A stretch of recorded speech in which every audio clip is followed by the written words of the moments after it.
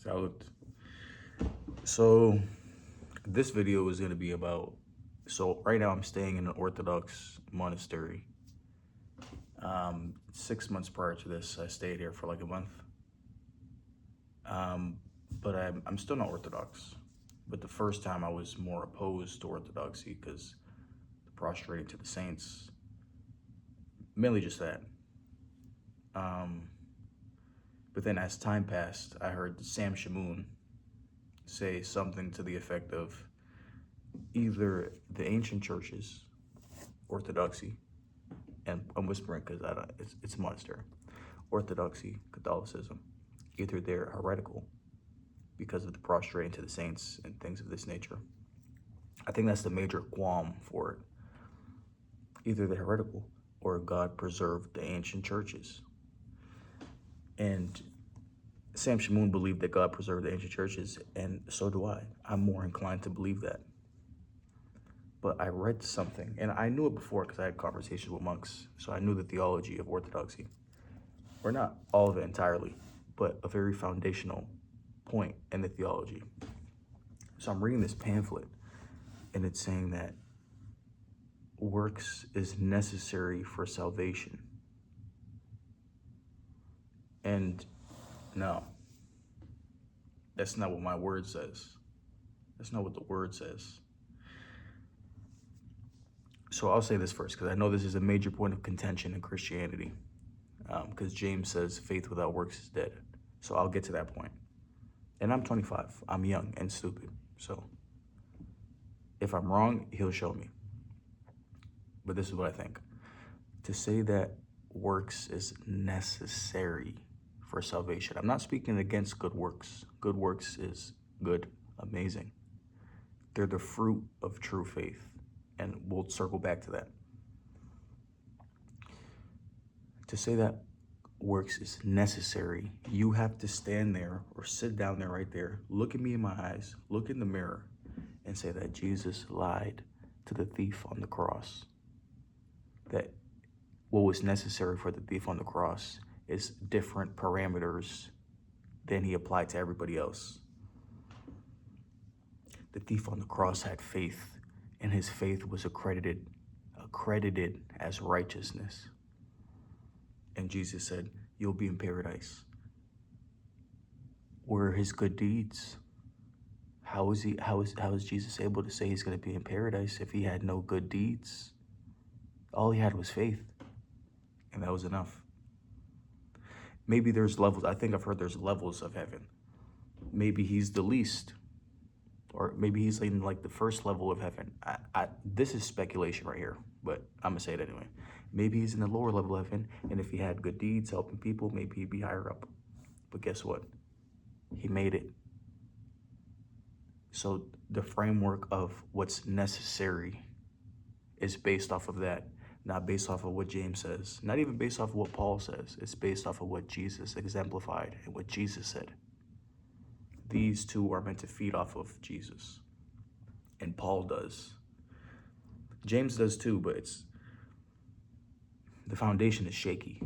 You cannot say that works is necessary because the word also says that our good works are but filthy rags unto God.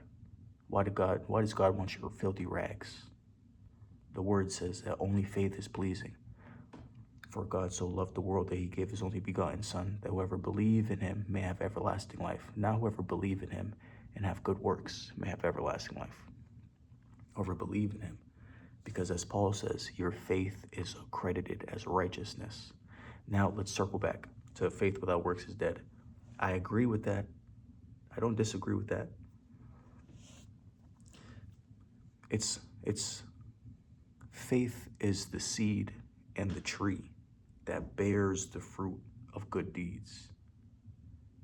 It's like saying an apple is necessary for an apple tree to grow. No, it's not.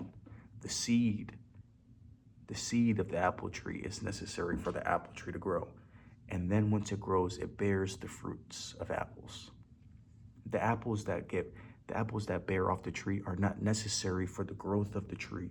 The seed is necessary. Faith is necessary. And then true faith bears true fruits. And one of those true fruits are good deeds, amongst all the other fruits of the Spirit. Faith without works is dead. Yes, because it's like, that's an apple tree, but it's not bearing any apples. That's a dead tree. It's like the fig tree in the Word.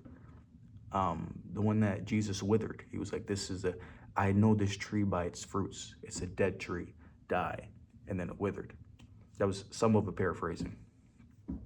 But the essence is intact. Faith without works is dead, and that's true. Because faith that doesn't bear the fruits of faith is not a tree of faith. But it's not necessary for salvation. Because once again, to say that good deeds are necessary for salvation, how do you reconcile the thief on the cross? How do you reconcile what Jesus said? You can't make your own theology. You can't make your own theology. If what St. James or St. Paul contradicts what Jesus said, what they're saying is cap. What Jesus said is true. And I would even say, I haven't read James, but I know faith without works is dead from James. And I wouldn't say that contradicts the thief on the cross. Now, if he goes on to say that works is necessary for salvation, then that's cap. Because you can't say works is necessary for salvation and then say that Jesus telling the thief on the cross he's going to be in paradise is true. Those both can't be true at the same time. One has to triumph and the other has to be cap. And we all know which one triumphs and which one is cap. The thief went to paradise because his faith was accredited as righteousness. No good deeds. What were his deeds up until that point? Sin. And then he had faith in the Savior. And that was accredited as righteousness. And that's all that was necessary. Necessary. That's the key word here, necessary. I think that's why, at this point in my life, I can't be Orthodox and I can't be a Catholic. Because the root of the faith is your deeds are necessary for salvation. And that's cap. That's cap. But also at the same time, faith without works is dead. I agree with this.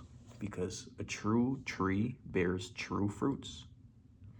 But the apple that the apple tree bears is not necessary for the growth of the apple tree. I hope that makes sense. Is there another way to frame it? I don't know. I think that's a pretty good way of framing it. Deeds and the fruits of the Spirit are not necessary for the seed of faith to be planted. You don't have to have self-control. You don't have to have good deeds. You don't have to have love, patience, all of these things to plant the seed of faith. Does that make sense? That one might be a little bit more sketchy because that one, I don't have to be patient. No, you don't. In order to plant the seed of faith. But when it starts sprouting, when the plant actually starts to grow, these fruits must bear in order for the faith to be true. This I agree with, because that's scriptural. But if we're talking about things that are necessary, only faith is necessary.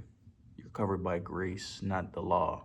Your deeds were necessary when you were under the law. Now you're under grace. The only thing necessary is faith. And true faith bears true fruits.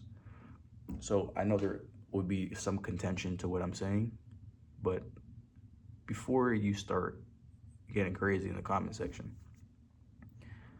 answer this. Is Jesus a liar? Even once. Did he lie even once? Did he lie to the thief on the cross when he said that you'll be in paradise solely off of the strength of his faith? That's the foundation. I'm not arguing against good deeds. Good deeds are good. But what's necessary? what is necessary. I thought of a video game analogy.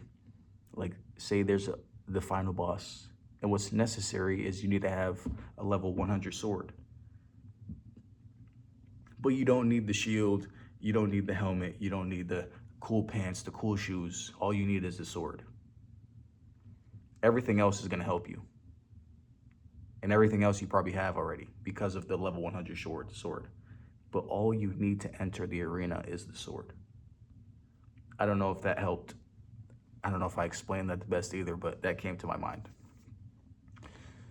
Yeah, so your faith is accredited as righteousness, and that is the only necessary thing to enter the kingdom of heaven.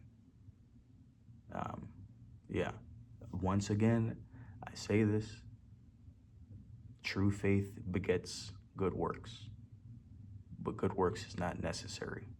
It's not, if there's a paper of requirements to enter the kingdom of heaven, all it says is faith, true faith. And yes, true faith begets good deeds, but you can't say that it's necessary because it begets it, because then you have to look at the thief on the cross. Was he a special exception? Were his requirements different than everybody else's? No, I don't believe this. I believe his faith was accredited as righteousness.